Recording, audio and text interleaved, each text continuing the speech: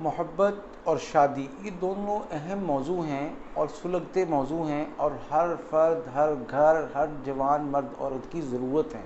ہر شخص کو اللہ نے یہ اختیار دیا ہے کہ تم شادی میں، ایجاب و قبول میں خود مختار ہو۔ ماں باپ، بہن بھائی، معاشرہ، برادری اور یہ سب چیزیں تمہیں کسی بھی موقع پر کسی بھی شکل میں زبردستی سے مجبور نہیں کر سکتے۔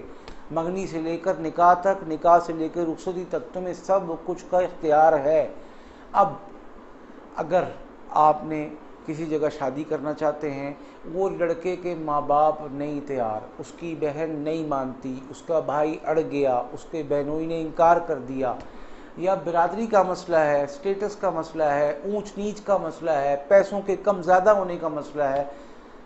دوسری بات لڑکی ہے، لڑکی کے ماں باپ کا مسئلہ ہے، وہ نہیں مانتے، وہ انکاری ہیں۔ اس کی خالہ کہتی ہے کہ میں یہ نہیں ہونے دوں گی، مجھے اپنے بیٹے کی شادی اس لڑکی سے کرنی ہے۔ اسی طرح بھائی نہیں مانتے، مار دھاڑ کرتے ہیں، برا بھلا کہتے ہیں، اور یہاں تک کہ فون چھین لیا، رابطے منقطع ہو گئے۔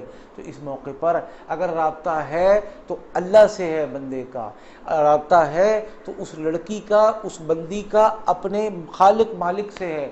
انشاءاللہ یہ رابطہ جب تک ہے اور بحال ہے اور اس کو مضبوطی سے تھاما ہوا ہے، تو ساری دنیا کا سوشل میڈیا، ساری دنیا کے فون، ساری دنیا کے نیٹ ورکس کچھ بھی کر لیں، اس کو اس کے مقصد سے نہیں روک سکتے۔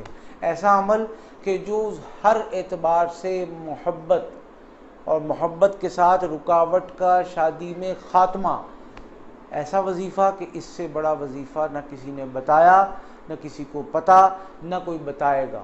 اور اہم بات، لڑکی پہلے مانتی تھی، اب نہیں مانتی، لڑکا پہلے مانتا تھا، اب نہیں مانتا۔ اگر پہلے کچھ غلط ہوا، ناجائز ہوا، حرام ہوا، اللہ سے توبہ کریں، لیکن آئندہ کے لیے شرط اس عمل کی تاثیر کے لیے یہ ہے کہ حرام نہیں سوچیں گے، حرام نہیں کریں گے، صرف نکاح کریں گے اور نکاح کو فوری کریں گے، اور انشاءاللہ اس کے لیے پوری کوشش کر کے دنوں میں، ہفتوں میں نکاح کے بندھن میں بندھنے کا فیصلہ ہوگا تو یہ عمل کام کرے گا۔ اور اگر دوبارہ آ جائے، دیکھیں گے، ملیں گے، سوچیں گے، تو یہ عمل نہیں کرنا، یہ عمل نقصان دے گا، یہ عمل رجت دے گا۔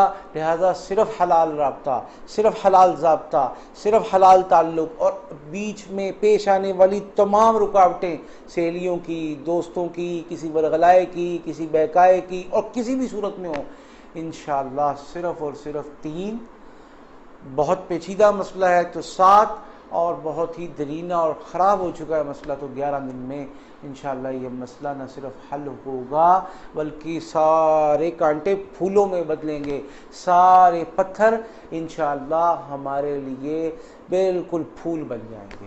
ایک بات۔ دوسری بات یہ ہے کہ لڑکی پاکی میں کر سکتی ہے، خود بھی کرے، اور ناپاکی میں کر سکتی ہے، خود بھی کرے، اور جو اس کے اچھا چاہنے والے، اس کی بہنیں، اس کی ماں، اس کے دیگر گھر کے لوگ، دیگر اعزاء احباب جو اس کو سپورٹ کرتے ہیں، وہ بھی اس کے ساتھ شریک ہوں۔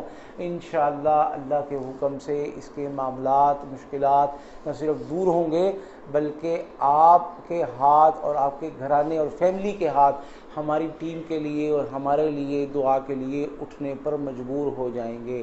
تو چلتے ہیں عمل کی طرف۔ بہت آسان، بہت سادہ، بہت مختصر، اور دعا سے پہلے 3 مرتبہ والآخر درود پاک صلی اللہ علیہ وسلم کا اہتمام ہو، اور پھر یہ پڑھنا ہے 100 دفعہ، اللہم انی اسألوک حبک وحب من یحبک والعمل الذی یبلغنی حبک۔